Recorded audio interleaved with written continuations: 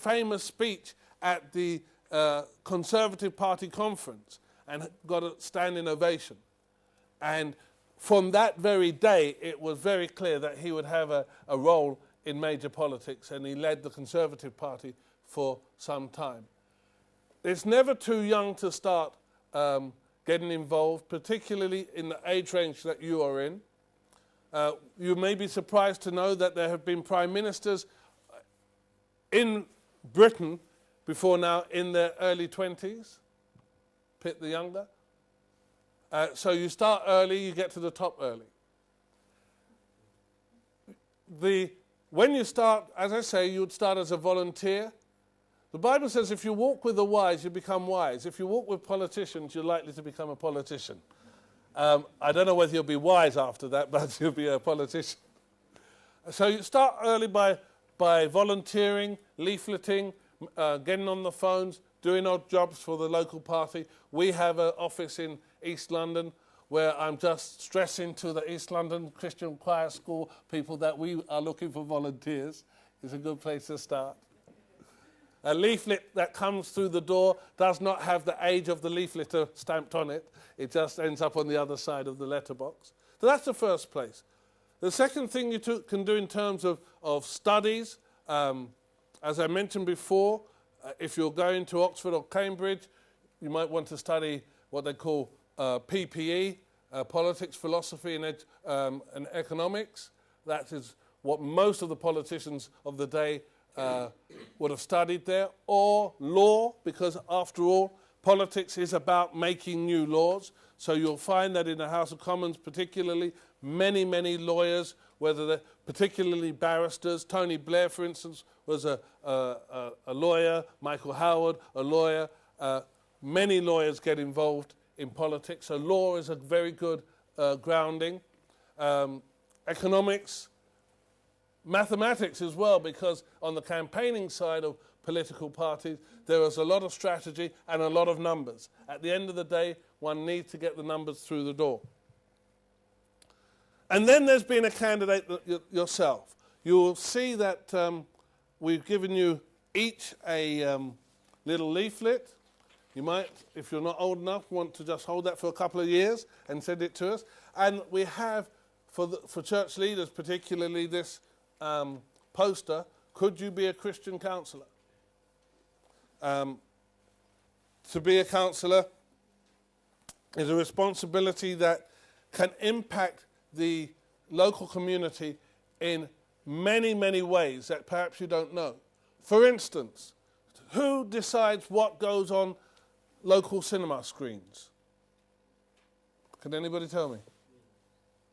The local councillor. So if there's an inappropriate movie that's come out, councillors can say, not on my patch. Who gives planning permission for church buildings? Councillors. Who decides whether a charity gets the discretionary non-domestic rates relief? Councillors. The list could go on. Councillors have involved in education decisions. They're involved in health decisions. They can decide whether or not condoms are given out in the local primary schools. They have a range of powers that affect our daily lives probably more than the Westminster MPs do in terms of our daily local life. And what we encourage Christians and would encourage you to think about being salt and light within the corridors of local power. I'm often asked, and I'll start to wrap up here, but what about the other parties? Is it not better for me to be involved in other parties? And I say, yes, but on one condition. And that is that you meet the condition of 2 Corinthians chapter 6, which I know you all know by heart. But for those of you who don't know it, that talks about not being unevenly yoked. It talks about not being unevenly yoked, and to be unevenly yoked means to have a situation where you are forced to move in the direction of the person that you're working with.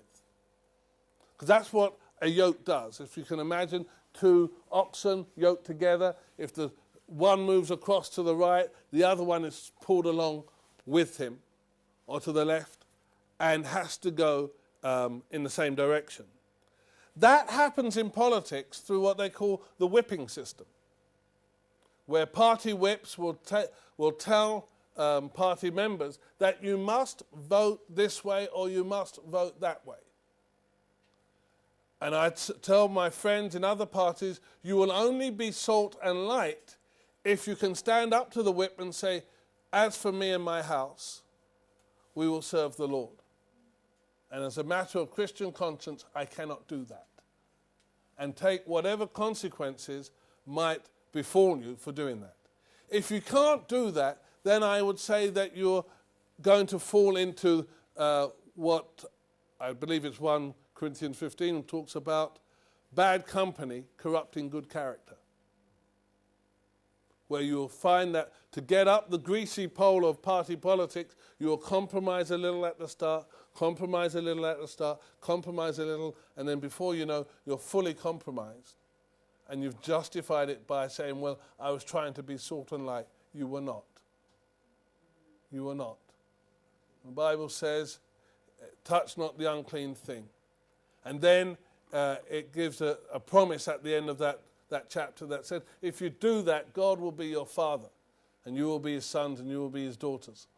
And I love the way that Paul says in chapter 7, given these wonderful promises, a wonderful promise that if you stay faithful to God in whatever you're doing, whether you're a politician or whether you're a soldier or whether you're a builder, if you stay faithful to God, he will be your father.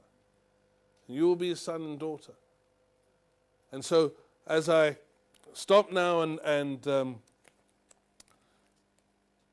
suggest to some of you that being in politics might be God's call on your life. Remember, it's a call on your life, on the whole of your life.